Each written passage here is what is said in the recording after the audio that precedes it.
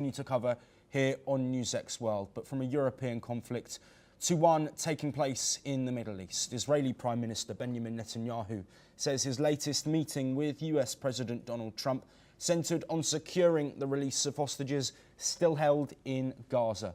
Trump confirmed the two met again at the White House on Tuesday evening, with Gaza and regional stability topping the agenda. Netanyahu also highlighted what he called a great victory over Iran and its broader implications. This comes as a Qatari delegation arrived on Tuesday for talks at the White House regarding the hostage deal and ceasefire in Gaza. Trump says Netanyahu wants to get it solved. Let's listen in once again to the US president. And I think he's been treated very unfairly, but he's coming over later. We're going to be talking about, I would say, almost exclusively Gaza. We got to get that solved. Gaza is a tragedy. It's a tragedy. And he wants to get it solved, and I want to get it solved. And I think the other side wants to get it solved. Well, joining us to discuss this topic and the wider ramifications, Dr. Satoru Nagao, a fellow at the Hudson Institute. Joining us from Tokyo, Japan. Dr. Nagao, as always, thank you for your time. Let's look at the significance of, firstly, this alliance between the US and Israel. We've mentioned Gaza, of course, a topic we will continue to discuss on this programme, but also Trump mentioning success in Iran as well.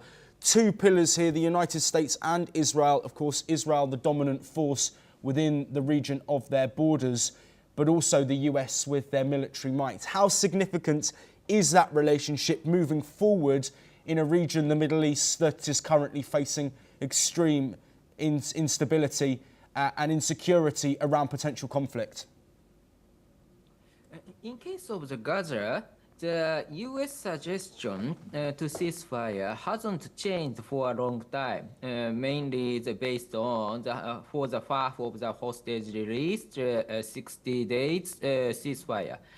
But the situation of for the negotiation has changed.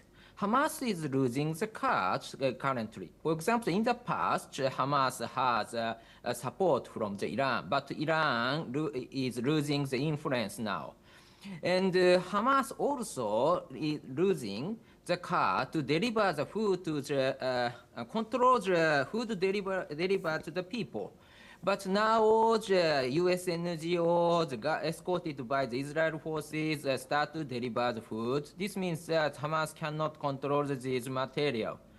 So this means that when the negotiation has happened for the ceasefire, Hamas is losing cards. That is the current situation. That's why the demand prepared by US and Israel, despite the contents are similar with the last time, but this is more powerful.